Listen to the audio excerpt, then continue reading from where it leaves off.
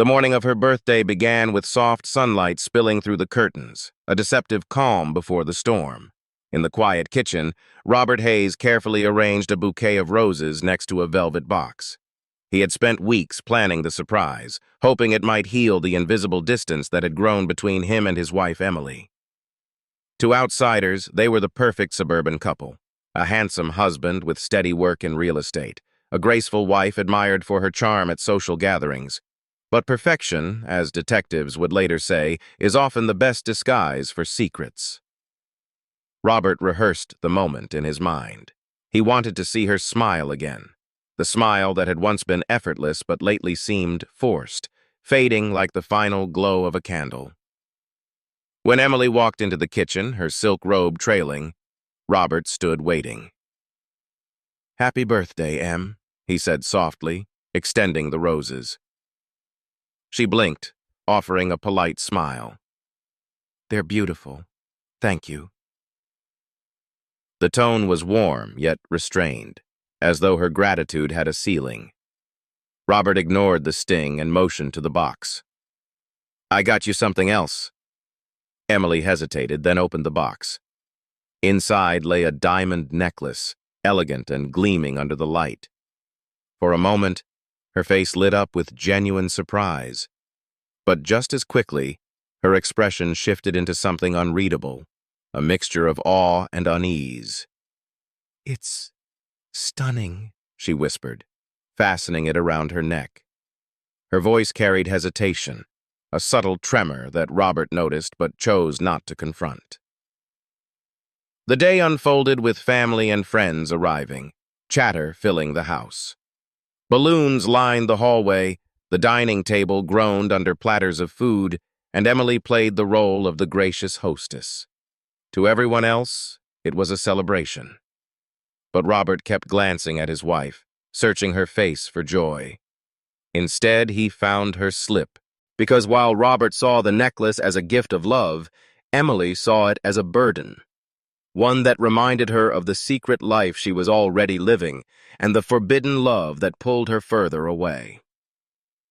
The necklace still shimmered on Emily's collarbone the next morning, but its glow felt heavy, almost suffocating. She stood in the bathroom mirror, fingertips brushing against the diamonds as though they burned her skin. To Robert, it was a symbol of love. To Emily, it was a reminder of the secret she could no longer contain. Her phone buzzed on the counter. A single name appeared on the screen. Daniel. She hesitated, glanced toward the bedroom where Robert still slept, then swiped to answer. "I couldn't stop thinking about you last night," Daniel's voice whispered through the speaker. Emily closed her eyes. "You shouldn't call me so early. He'll hear." "I don't care," Daniel said firmly. "I meant every word I told you. Leave him. Start over with me." Her hand trembled as she gripped the phone tighter. "It's not that simple." Detectives would later point to that morning phone call as a crucial thread, the moment where the birthday surprise collided with betrayal. What appeared to be a devoted wife was, in truth, a woman torn between two men, two lives, and two dangerous paths. Daniel Pierce was no ordinary man. He was a millionaire pilot, older, married, and known in certain circles for his charisma. He had swept Emily into a whirlwind of private flights, champagne-filled nights, and promises of freedom. To her, he represented escape. To Robert, unknowingly, he was the shadow creeping into his marriage. At work, Robert smiled through meetings, telling colleagues about the birthday party. But when asked about Emily, his words trailed off, his voice lacking conviction. Friends recalled sensing something broken beneath his cheerful front. Meanwhile, Emily's affair deepened. She began sneaking away under the pretense of errands, her phone constantly silenced, her eyes darting whenever Robert entered the room. In quiet corners of coffee shops and expensive hotel suites, she whispered things she never dared to say at home. "You make me feel alive again," she told Daniel one evening, her hands clutching his. "You deserve better than him," Daniel replied. "I could give you everything." But love, built on secrecy, is rarely tender. Soon, Daniel's passion turned possessive. He demanded answers, pressed her to make choices. "When will you tell him?" he asked again and again. Emily deflected, torn between guilt and desire. The weight of deception soon began to show. Neighbors noticed her distracted demeanor, her eyes glassy during casual chats. Even at family gatherings, Emily appeared distant, her laughter rehearsed, her thoughts elsewhere. Robert felt it most. One night, as they sat together in the living room, he tried to bridge the gap. "You've seemed far away lately," he said quietly. "Is something wrong?" Emily forced a smile. "I'm just tired, that's all." But the truth was far darker. She was already imagining a life without him. A life where Daniel's promises outweighed her vows. Detectives reconstructing the timeline later noted how Emily's dual existence spiraled out of control. The birthday gift, meant to anchor her in her marriage, only intensified her inner conflict. Each diamond on that necklace felt like a chain, binding her to a man she no longer loved while her heart pulled elsewhere. And yet, Emily underestimated how fragile forbidden love can be. Daniel was not a patient man. His calls grew more urgent, his tone sharper. "If you don't tell him soon, I will," he threatened one night, his voice low, dangerous. Emily panicked. "No, don't. Please. You'll ruin everything." "Everything's already ruined," Daniel replied. That was the moment the affair shifted from passionate secrecy to looming danger. What began as whispers of love now carried the echo of violence. On the evening of the birthday party, Emily's phone buzzed again. She slipped into the hallway, away from guests, her voice a hurried whisper. "I promise, after tonight, we'll figure it out." A guest later recalled seeing her tuck the phone away quickly, her expression strained. Robert, watching from across the room, noticed too. He didn't know the truth yet. But he felt it, like a cold wind creeping through a door left ajar. The house on Willow Creek Drive glowed with warm light that evening, music drifting through open windows as guests arrived one by one. From the outside, it looked like nothing more than a cheerful birthday celebration. Laughter, champagne flutes, and the rustle of gift bags. But for Emily Hayes, every ring of the doorbell was another reminder of the secret she carried. And for Robert, every smile she forced was another crack in a facade he could no longer ignore. Friends later recalled the atmosphere as joyful but uneasy. Emily moved gracefully through the crowd, offering hugs and polite words, but her eyes often wandered to her phone, clutched tightly in her hand. Robert stayed near the bar, pouring drinks with an energy that felt rehearsed. He greeted each guest warmly, though a shadow seemed to follow his movements. By 8 p.m., the living room was crowded. Balloons hovered against the ceiling, and a playlist of Emily's favorite songs played faintly in the background. A friend raised a toast, glasses clinked, and for a brief moment the tension lifted. Smiles stretched wide, and Emily's laughter rang true, or at least convincing enough for most. But one guest noticed something strange. Midway through the evening, Emily stepped into the hallway, whispering urgently into her phone. "Not tonight," she murmured. "Please, just wait, I can't—" Her voice cut off as she spotted Robert's reflection in the mirror. He stood frozen, watching her. When she rejoined the party, she acted as though nothing had happened, sliding her phone into her purse. Robert said nothing, but his jaw tightened, his eyes fixed on her with quiet suspicion. Later, during dinner, the tension returned. A neighbor described the atmosphere as off-kilter, like a storm hovering just beyond the horizon. Emily picked at her food, offering mechanical responses to casual questions.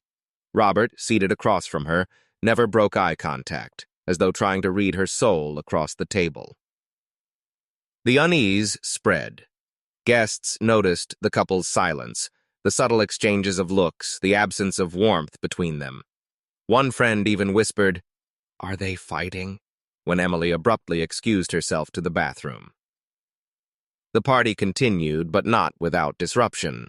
At around 9, an unfamiliar figure appeared at the door. Witnesses recalled a man in his early 40s, sharply dressed, with the air of someone too confident to be a stranger. He spoke briefly with Emily, who seemed startled, then hurriedly led him outside. No one knew his name then, but detectives later identified him as Daniel Pierce, the millionaire pilot who had entangled himself in Emily's life. Though his visit was brief, it shifted the entire evening's tone. Emily returned looking pale, distracted, her hands trembling slightly as she poured another glass of wine. Robert tried to maintain composure, but his patience thinned. He leaned toward her at one point, voice low. "Who was that?" Emily forced a laugh. "Just a friend. Don't make a scene." But the damage was already done.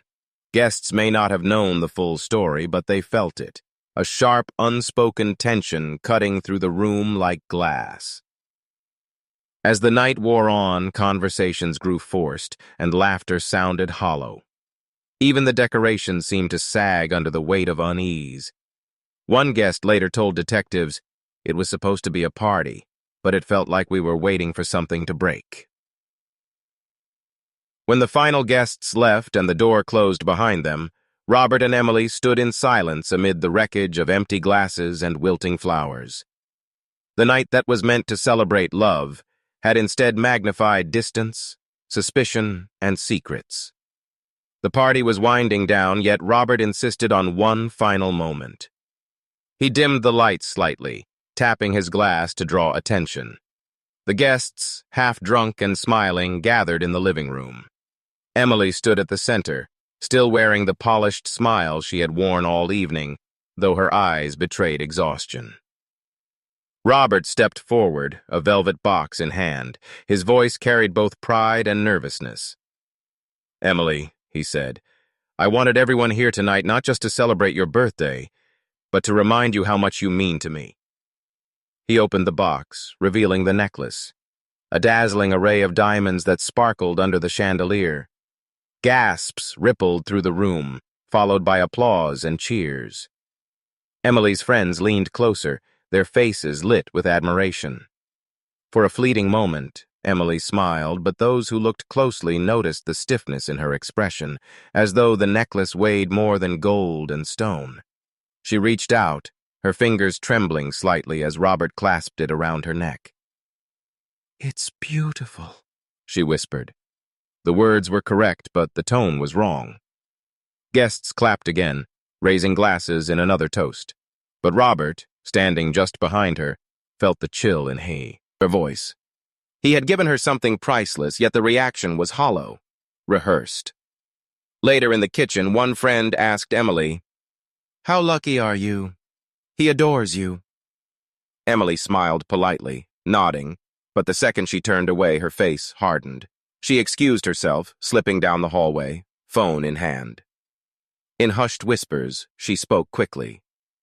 "He gave me the necklace. Yes, right in front of everyone. No, I can't talk now, just... Please, not tonight." The call lasted less than 30 seconds, but it was long enough. Robert, entering the hallway, caught her voice fading as she tucked the phone back into her purse. Their eyes met. For the briefest second, truth flickered between them. Suspicion on his part, guilt on hers. Neither spoke. Detectives later pointed to that precise moment as the fracture line, the instant where trust shattered beyond repair. What should have been the highlight of the evening instead became the spark that ignited the chain of betrayal. Guests began to leave soon after, unaware of the tension thickening behind closed doors. Smiles and hugs disguised the storm brewing within the Hayes household. One neighbor remembered Robert's face as he waved goodbye, pale, drawn, and tight with unspoken questions. Inside, Emily lingered by the window, staring out into the dark driveway. The diamonds glistened on her chest, but her heart raced with a different rhythm. She was thinking of someone else, someone waiting for her message. Robert broke the silence. "You didn't like it, did you?" His voice cracked, a mix of anger and desperation. Emily turned slowly. It's not that. Then what is it? She shook her head. I'm tired. It was a half-truth, designed to deflect, but Robert's instincts screamed louder than her words. Detectives would later note how symbolic the necklace became in their investigation. To Robert, it was proof of devotion. To Emily, it was a chain, binding her to a life she wanted to escape. And to Daniel Pierce, the man waiting in the shadows, it was a threat, a reminder that Robert still stood between him and the woman he wanted. That night, after the house fell quiet, Emily lay awake, her phone buzzing softly on the nightstand. She glanced at Robert, asleep beside her, before reaching for the screen. A single message glowed in the darkness. When will you tell him? Her chest tightened. She typed back quickly. Soon. The message on Emily's phone glowed like a warning flare. When will you tell him?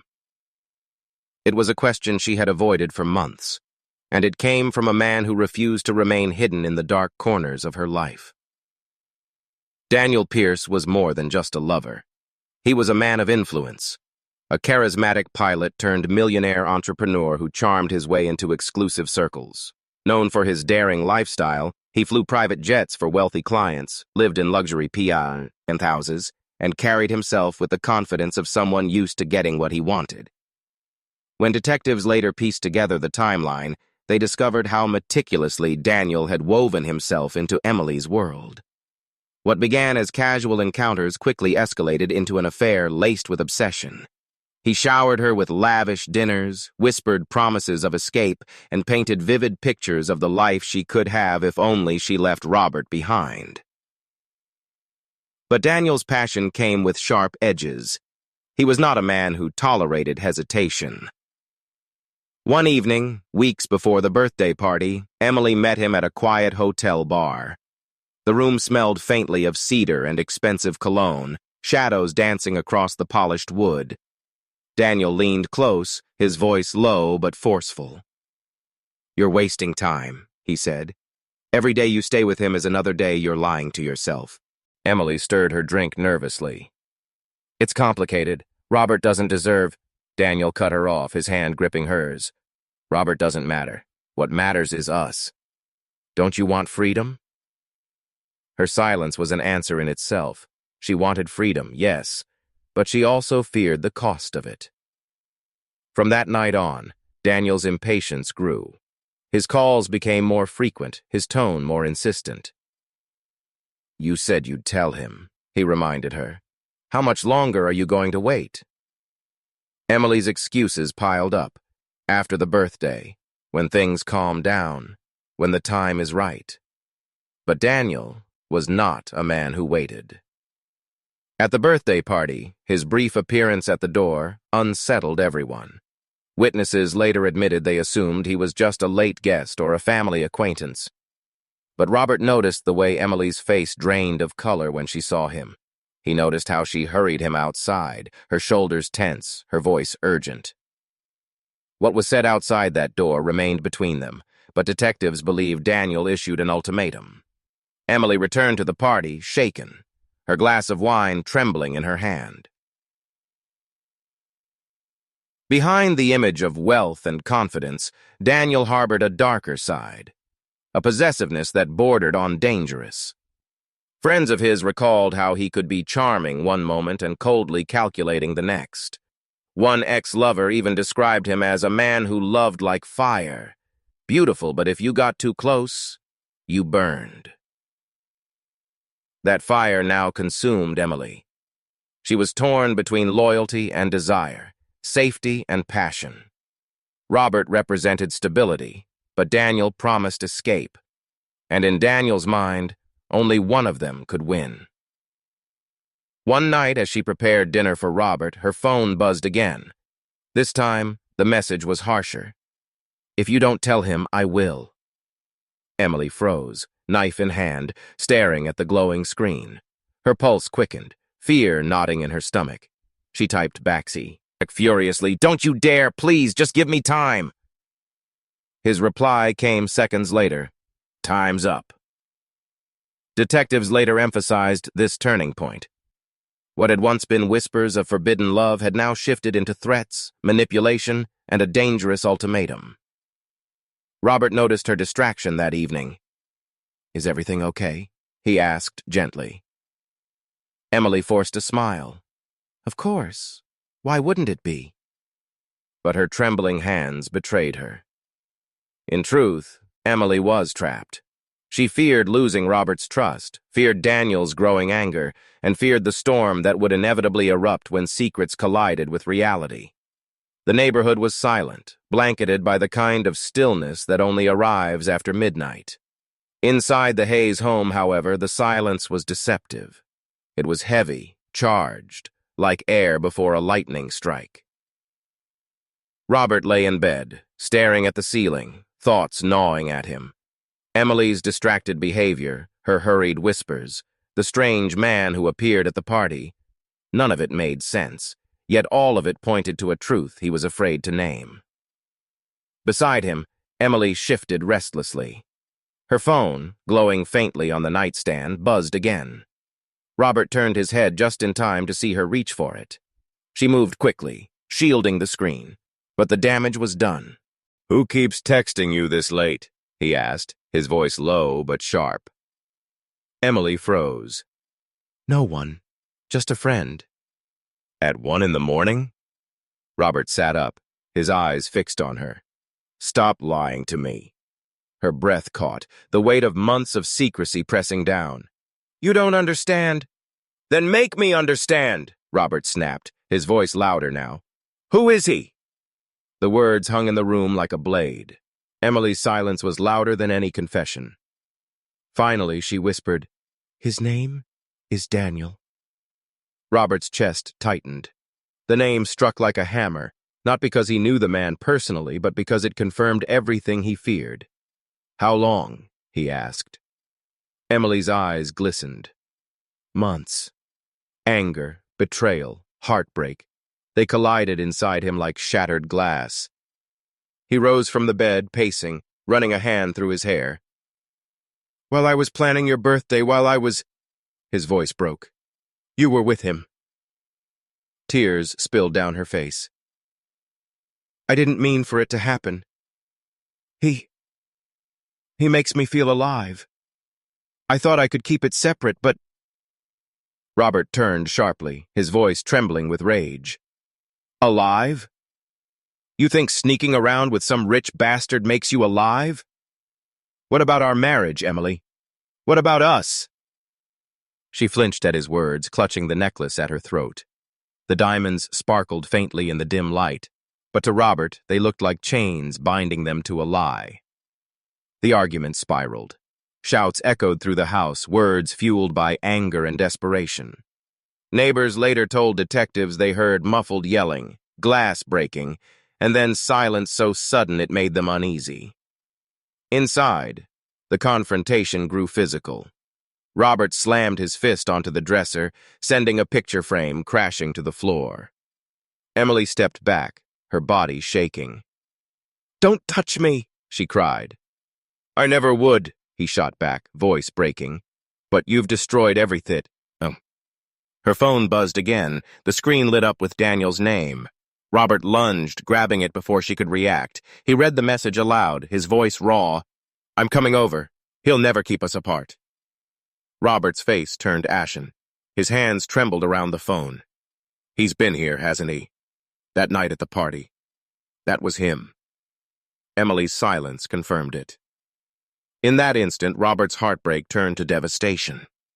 He hurled the phone across the room, shattering it against the wall. Emily screamed, the sound piercing the night. "You've destroyed us," Robert whispered, his voice hoarse. "Everything we built. Gone." Emily tried to speak, but her words caught in her throat. She wanted to explain, to soften the truth, but no explanation could erase the betrayal. Detectives later reconstructed those final hours with chilling detail. The shouting, the glass, the crash of a broken phone. Each piece painted the portrait of a marriage unraveling in real time. By dawn, the house was eerily still. Neighbors who had heard the fight noticed an unusual quiet. Curtains were drawn, the car unmoved, and the once lively house felt hollow. Inside, Robert and Emily were both gone. Not missing, but silenced in a way that would shock even seasoned investigators. The sun rose quietly over the suburban street, casting pale light across the Hayes residence. To passing neighbors, the house appeared ordinary, but those who had heard the muffled shouting hours earlier sensed something was terribly wrong. Curtains remained drawn, the car sat untouched in the driveway, and the stillness of the home felt unnatural, like a breath held too long. By mid-morning, Mrs. Grayson, the elderly woman next door, grew uneasy. She had lived beside Robert and Emily for years, and she knew their routines well. Emily always walked outside to water her plants at dawn, smiling politely despite her private troubles. Today, there was nothing. No movement, no sound, only silence that pressed on her nerves. She finally called the non-emergency line. "It's probably nothing," she told the dispatcher, her voice trembling. "But I heard shouting last night, and now it's just too quiet." 2 patrol officers arrived within 20 minutes.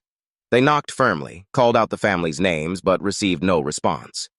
One officer circled the property, noting the locked doors, the drawn blinds, and a faint metallic scent drifting from a cracked kitchen window. His stomach tightened, a smell he recognized too well. With permission granted, they forced the front door.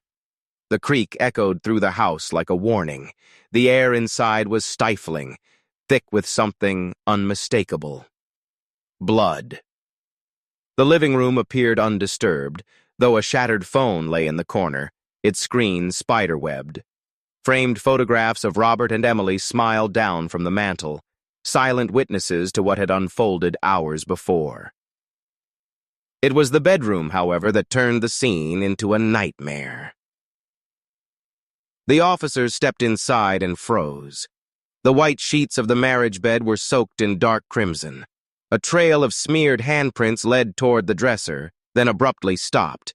Glass shards glistened from a broken picture frame, their edges stained. The silence in that room was deafening, broken only by the officer's unsteady breathing. "Dispatch," one officer said, his voice faltering. "We've got a possible double. Send detectives, crime scene, everyone." The discovery rattled even seasoned professionals. Though the bodies weren't immediately visible, the sheer amount of blood made survival unlikely. It wasn't just a struggle. It was an eruption of violence. Detectives arrived swiftly, among them Detective Carla Ruiz, a woman known for her relentless pursuit of truth. She walked into the bedroom, her trained eyes scanning every detail. The overturned lamp, the shattered glass, the smeared prints. She didn't just see a crime scene. She saw the story of betrayal and rage written in blood. "Where are the bodies?" she asked quietly. The search began. Hallways were checked, closets, eyes opened, the basement scoured. Finally, in the garage, they found Robert's car. Its trunk was slightly ajar. Ruiz motioned for gloves, her heartbeat steady, though her stomach churned. When the lid lifted, a collective gasp filled the space. Inside lay 2 bodies, wrapped clumsily in sheets. Robert's face was pale, frozen in an expression of shock, while Emily's delicate hand protruded from the fabric, her diamond necklace still glinting faintly beneath the garage light. The detectives stood in grim silence. Whatever had happened between them had ended here, in tragedy too brutal to ignore. Photographs were taken, evidence marked, but Ruiz's mind was already racing. "This wasn't random," she murmured. "This was personal, intimate, a betrayal cut too deep." Neighbors gathered outside, whispering anxiously as news spread.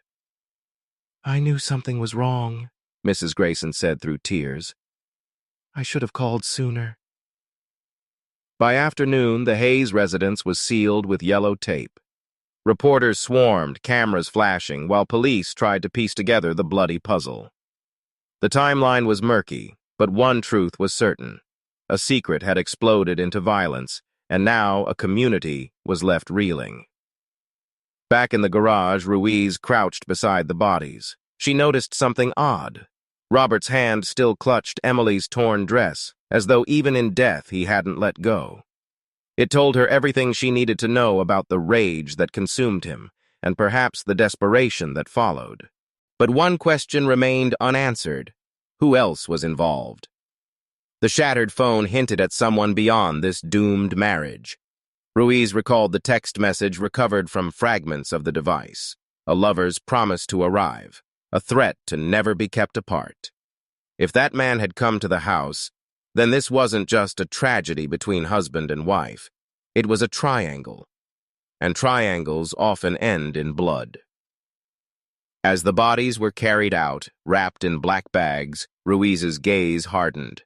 This wasn't the end of the story. It was the beginning.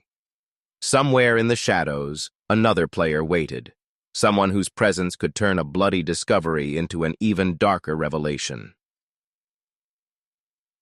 Detective Carla Ruiz had seen many brutal scenes in her career, but something about the Hayes case refused to settle into logic. Two bodies, a blood-soaked bedroom, and a marriage collapsing into violence. It should have been straightforward. Yet as she reviewed the evidence, the pieces refused to fit neatly together. In the quiet of the crime scene, Ruiz replayed every detail. Robert's body lay stiff, his hand clutched around Emily's torn dress as if his rage had followed him into death. Emily's body, however, told another story. Bruises on her arms, a wound far deeper than Robert could have inflicted without a weapon, and a necklace that remained untouched despite the chaos. To Ruiz, these inconsistencies whispered of another presence, someone who had entered that house and ensured both lovers would never speak again. "Run the prints again," she instructed her team. "Check the glass, the dresser, everything." By evening, a chilling discovery emerged. Latent fingerprints, distinct and unfamiliar, appeared on the broken phone and on the trunk latch of Robert's car. They didn't match Robert. They didn't match Emily. Someone else had been there. Ruiz's instincts sharpened. "We've got a third party. This isn't just a domestic gone wrong. This is bigger." As evidence piled up, another thread came into focus. From the shattered phone, tech analysts recovered fragments of a text conversation. The name burned across the reconstructed screen. Daniel Pierce, wealthy entrepreneur, known for his lavish lifestyle, rumored to have affairs with women across the city, and now tied to Emily Hayes. Ruiz called her partner, Detective Mark Lewin, over. "This is our millionaire in the shadows. He promised her they'd be together. He was supposed to come that night." Lewin frowned. And if he did come, he might have finished what Robert started. The thought sent a chill through the room. If Daniel Pierce had entered that house during the heated confrontation, then Robert and Emily's deaths were not simply the product of marital rage. They were the conclusion of a love triangle spiraling into destruction. The next morning, Ruiz and Lewin visited Daniel's estate, a sprawling mansion with gates taller than most houses. His wealth was undeniable, his power intimidating. Yet when the detectives announced themselves, Daniel didn't react with the arrogance of a guilty man. Instead, he looked almost rehearsed. "Yes, I knew Emily," he admitted coolly, his voice calm. "She was important to me. But I wasn't at her house that night. I have security footage to prove it." Ruiz studied his face. He wasn't shaken, but beneath the surface there was something calculated. A man used to controlling narratives. Still, the footage checked out, at least on the surface. Cameras showed Daniel hosting business partners in his home that night, sipping whiskey in a room of polished glass and leather. But Ruiz knew better than to trust appearances. Back at the precinct, the crime lab delivered a bombshell. The fingerprints matched Daniel Pierce after all, not on the broken phone, but on the trunk latch. His prints, smudged and unmistakable, placed him at the Hayes house. The revelation shifted the case into nightmare territory. If Daniel had lied about being there, what else had he concealed? Ruiz's thoughts raced. Why hide his presence unless he had something to do with their deaths? And yet why leave his prints so carelessly? Unless he wanted to be discovered. Unless this was all part of a game. She returned to the evidence boards, staring at photos of Emily's necklace, Robert's hand clenched in rage, and the trunk where both bodies had been discarded. Slowly, a darker theory took shape. What if Daniel Pierce hadn't killed in a fit of passion? What if he had orchestrated the entire scene, using Robert's fury, Emily's betrayal, and his own wealth to weave a tragedy no one would unravel until it was too late? The thought unsettled Ruiz more than the blood itself. This wasn't just a murder. It was theater, a performance staged in shadows. Late that night, Ruiz sat at her desk, the glow of her lamp casting long shadows. She replayed Daniel's words in her mind, his calm demeanor, his carefully timed alibi. The evidence screamed one thing: Daniel Pierce was involved. But his motive, his end, game, remained hidden. As Ruiz closed the case file for the evening, a single thought echoed. The Hayes murders weren't the ending of a love triangle. They were the beginning of something much darker. Detective Carla Ruiz had long believed that criminals often revealed themselves not through words, but through the cracks in their composure. With Daniel Pierce, however, there were no cracks, only polished charm and a carefully constructed mask. Yet masks slip when pressure mounts, and Ruiz was determined to apply pressure until his did. It was during the second round of questioning that she noticed his demeanor change. Daniel arrived in his tailored suit, calm as ever, but something about his eyes betrayed restlessness. Ruiz had already prepared a strategy. Show him what he believed she didn't have, then corner him with what she truly did. She slid a folder across the table. "You say you were never at the Hayes house," she began evenly. "But your fingerprints prove otherwise." Daniel leaned back, unbothered. "Fingerprints can be planted. You know that." Ruiz smirked. "Maybe. But security footage doesn't lie." The room darkened as she switched on the monitor. What played wasn't from his mansion, as he expected, but from a neighbor's security camera across the street from the Hayes residence. Grainy but clear, the footage showed a figure arriving late at night. A man, expensive car, familiar build. Daniel Pierce. For the first time, his confidence flickered. His lips parted, but no words came. Ruiz leaned forward. "You walked into that house. Hours later, Robert and Emily Hayes were dead. Now tell me why." For several seconds, Daniel sat in silence, his hand tapping the table, his composure fraying. Then he laughed. Not a laugh of amusement, but one of surrender. "Do you really want the truth, detective?" The camera in the interrogation room captured every word, every shift of his expression. What followed was a confession so chilling that seasoned officers outside froze as they listened. "I didn't kill Emily because I hated her," Daniel began, voice low but steady. "I killed her because I loved her. And love makes you do insane things." He paused, eyes dark. "As for Robert, well, he left me no choice. He was never going to let her go. Neither of them understood. Emily belonged to me. She always did." Ruiz kept her voice calm, though her skin prickled. "So you admit you were there, that you ended their lives?" Daniel's smile was unsettling. "Yes, I ended them. But not with hatred, with precision, with purpose. You see, detective, wealth gives you power. Power gives you freedom. And freedom means I decide who lives and who doesn't. Emily made her choice when she came to me.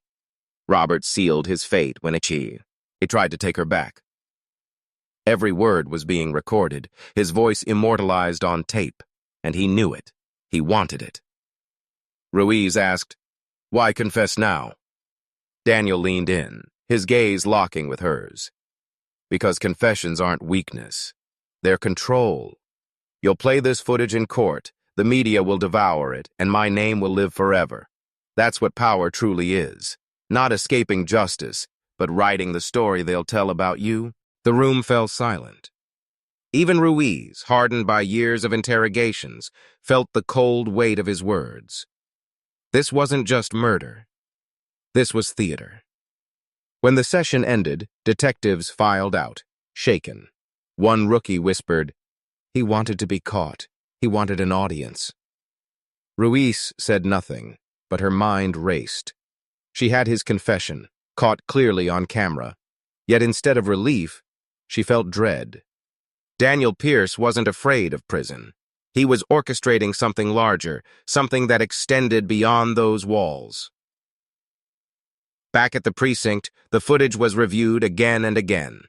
Each time, the confession hit harder, the chilling calmness of his delivery leaving officers uneasy. It wasn't just the admission of guilt. It was the gleam in his eye, the subtle pride, the way he seemed to savor every syllable. The DA prepared charges swiftly, confident the case was sealed. "With this confession," he told Ruiz, "we have him locked for life." But Ruiz wasn't so sure.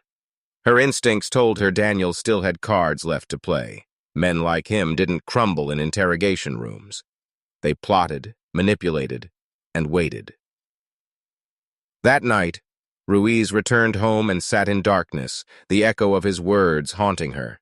Confessions aren't weakness, they're control. She realized then that the case wasn't over. The true danger wasn't what Daniel had confessed to. It was what he hadn't revealed yet. Love stories are supposed to end with vows, shared dreams, and quiet years spent side by side. But the story of Robert and Emily Hayes was one that took a darker path. A story where affection became obsession, where betrayal ignited rage, and where passion spiraled into death. Detective Carla Ruiz sat at her desk, staring at the photographs pinned to her board. Robert and Emily smiled in each frame, their faces radiant with a happiness that now seemed like a cruel illusion. Beneath those photos, we were the images of the crime scene, blood-soaked sheets, shattered glass, and lifeless bodies wrapped in white. Two versions of the same couple, one brimming with promise, the other crushed by tragedy. The confession from Daniel Pierce still echoed in her ears. He had admitted the killings not with remorse, but with pride. To him, love wasn't a bond, but a possession. Emily, in his mind, belonged to him, and Robert was simply collateral in a war for control. But Ruiz knew the truth ran deeper. Emily hadn't been just a pawn in Daniel's game.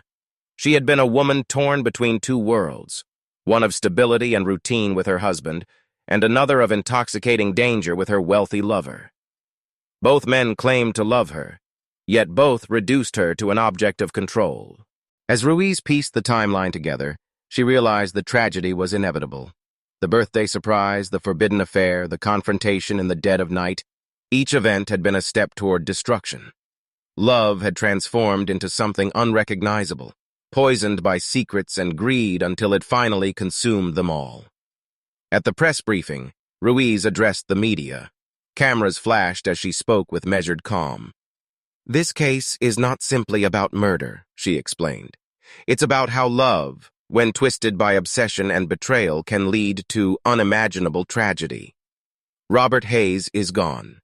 Emily Hayes is gone, and Daniel Pierce now faces the consequences of his own choices." Reporters scribbled furiously, but Ruiz's words carried more than headlines.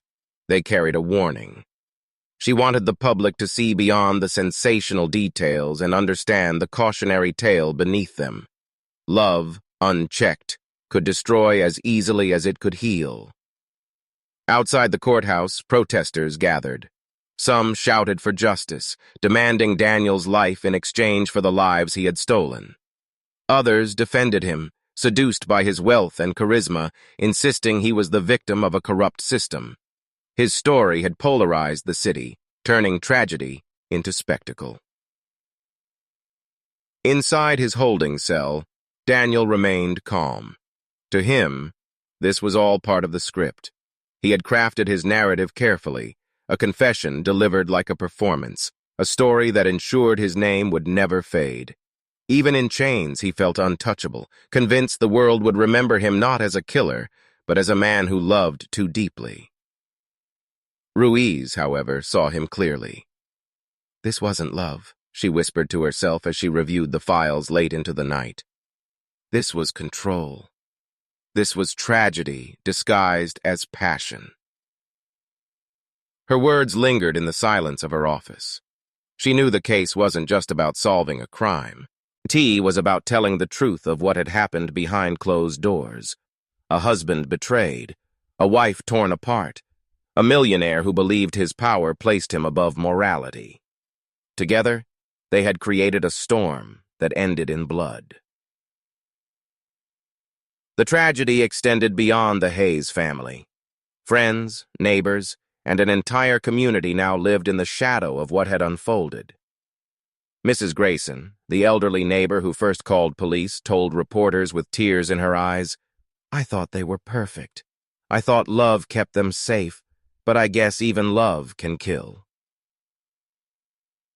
As Ruiz prepared for the trial ahead, she understood that the case would not end with a guilty verdict.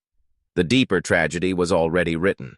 3 lives shattered, a community haunted, and a love story remembered only for its violent conclusion. And yet, she also knew something darker still lingered. Daniel Pierce's confession had been deliberate, almost theatrical. If he was willing to turn his love into tragedy, what else might he be capable of orchestrating from behind bars? The courthouse steps were flooded with people long before the trial began. Reporters clutched microphones, camera crews jostled for position, and curious citizens crowded behind barricades, desperate to catch a glimpse of the man whose name had dominated headlines for weeks.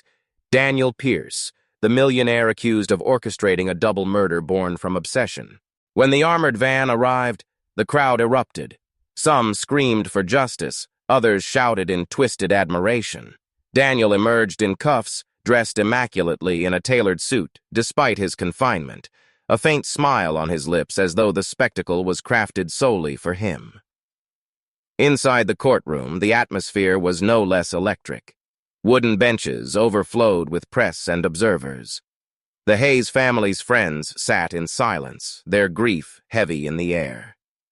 Across the aisle, Daniel's supporters whispered confidently, convinced that wealth and influence would shield him from the full weight of justice. Detective Carla Ruiz sat near the prosecution, her notes meticulously organized. For her, this trial was not just about securing a conviction. It was about ensuring that Emily and Robert Hayes did not become forgotten casualties in a story dominated by Daniel's charisma. The prosecution wasted no time. They presented the confession video, played on a large screen for the jury to see. Daniel's voice filled the courtroom, calm and deliberate. "Yes, I ended them, but not with hatred, with precision, with purpose." Gasps rippled through the gallery. The chilling pride in his tone needed no embellishment. "Ladies and gentlemen," the prosecutor said, his voice steady, "this is not a man driven by momentary rage. This is a man who calculated, controlled, and decided who lived and who died. This is murder in its purest, coldest form." The defense countered with vigor. They argued the confession was a performance, coerced under psychological pressure. They painted Daniel as a victim of obsession himself, a man manipulated by Emily's conflicting loyalties and pushed to the edge by Robert's aggression. Their words were polished, persuasive, and dangerous. The jury watched closely, torn between the undeniable evidence and the theatrical arguments. Witnesses were called. Neighbors testified to the late-night shouting. Forensic experts described the blood evidence in painstaking detail. And then came Mrs. Grayson, the elderly neighbor whose trembling voice carried a weight that no lawyer could diminish. "I thought love made them safe," she whispered, tears sliding down her cheeks. "But love killed them." Her words silenced the courtroom. Still, Daniel remained unnervingly calm throughout. He leaned toward his lawyers, whispered confidently, and occasionally glanced at the jury with eyes that seemed to dare them to convict him. To him, the trial wasn't humiliation. It was a stage. Midway through, the prosecution unveiled the evidence that sealed the narrative. Fingerprints on the trunk, texts from Daniel promising Emily freedom, surveillance footage placing him at the Hayes home. And finally, the damning confession caught on camera. Piece by piece, they built a chain impossible to break. Closing arguments arrived like thunder. The prosecution demanded justice for the lives lost, framing the case as a cautionary tale of love corrupted by greed and power. The defense, in contrast, painted Daniel as larger than life, a flawed but passionate man whose confession was nothing more than theater. When the jury left to deliberate, the city held its breath. Hours passed. Reporters filed updates, speculation spread like wildfire, and families clutched one another in the gallery. At last, the jury returned. The foreman rose, the room hushed, and the words were spoken.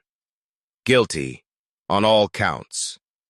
The courthouse exploded in reaction. Sobs, cheers, gasps. Outside, crowds roared as the verdict spread through the city. Headlines screamed, "Millionaire convicted in double murder." Daniel, however, did not flinch. As bailiffs moved to escort him away, he smiled faintly, leaning toward Ruiz as he passed. His voice was barely audible, yet chilling. "This isn't the end, Detective. It's only the beginning." The words echoed in Ruiz's mind long after he disappeared through the courtroom doors. Justice had been served, but a darker shadow lingered. Daniel Pierce had lost his freedom, yet somehow it felt as though he had won something far more dangerous. The courthouse was nearly empty by the time the crowds dispersed, leaving only echoes of hurried footsteps and discarded press badges on the marble floor. Outside, the city celebrated the guilty verdict like a collective exhale after months of suffocating tension. Headlines blared victory. Anchors declared justice had been served, and families who followed the case from afar raised toasts to the system's triumph. But inside the quiet halls of justice, Detective Carla Ruiz knew better. Victory, yes, but hollow. Justice, but no happy ending. She sat in the witness room, her notes stacked neatly before her, staring at the grain of the wooden table. For weeks, she had lived and breathed this case, chasing down leads, piecing together evidence, and braving Daniel Pierce's cold stare. Now, with the trial concluded, the silence felt heavier than any of the noise that had come before. Emily Hayes and Robert Hayes were still gone. Their laughter would never fill their home again. Their plans would never unfold. Their daughter would never feel the warmth of their embrace. A verdict could not stitch back the torn threads of a family. Ruiz thought of Mrs. Grayson, the neighbor whose testimony had broken the court's composure. She had come up to Ruiz afterward, her frail hand trembling as it gripped the detective's. "Thank you for fighting," she whispered. Yet her eyes carried no relief, only the resignation of someone who had seen too much tragedy to believe in true closure. Reporters hounded Ruiz on her way out, cameras flashing, questions ricocheting. "Detective, how do you feel about the verdict?" She gave the only answer she could. Justice was done. But the words felt like ash on her tongue. Daniel's parting whisper haunted her. "This isn't the end." She replayed it in her mind, dissecting every syllable. He had not sounded bitter. He had sounded amused, almost proud, as if the conviction was another move in a game only he understood. That smile, faint but unforgettable, lingered in her vision even as the prison van swallowed him. The following weeks confirmed her unease. Strange letters began circulating among Daniel's wealthy acquaintances, cryptic notes hinting at secrets yet to unravel. Former employees came forward, describing hidden accounts, offshore dealings, and friends in high places. Ruiz realized Daniel had built an empire not of money alone, but of influence. And such empires rarely crumbled with a single conviction. Meanwhile, the Hayes family struggled to rebuild. Their daughter, Lily, clung to a stuffed rabbit Emily had given her, refusing to let it go even in sleep. Ruiz visited them once, sitting quietly in their modest living room. The child asked her the question no detective could answer. Will Mommy come back now that the bad man is gone? Ruiz swallowed hard, forcing a gentle shake of her head. That night, she wept in her car before driving away. The city eventually moved on. New scandals replaced old ones, fresh tragedies stole the spotlight, and the world spun forward. Yet for those closest to the case, time did not heal. It only stretched the ache thinner, like a scar that never faded. On the one-year anniversary of the verdict, Ruiz returned to the Hayes graves. She laid white lilies on the grass, the same flowers Robert had once bought Emily every spring. The cemetery was quiet, but in that silence, she felt both presence and absence, the cruel paradox of loss. She spoke softly, as though they might hear her. I promised you justice. I kept that promise, but I can't give you peace. Not yet. A breeze rustled the leaves, carrying the faintest echo of children's laughter from the park across the street. For a moment, Ruiz closed her eyes, imagining it was Emily's daughter laughing, free of grief, untouched by shadows. But when she opened them, reality remained. As Ruiz turned to leave, her phone buzzed. A new message from an unknown number. 4 chilling words appeared on the screen. It has just begun. Her pulse quickened. Daniel was behind bars, but his reach still stretched into the world beyond.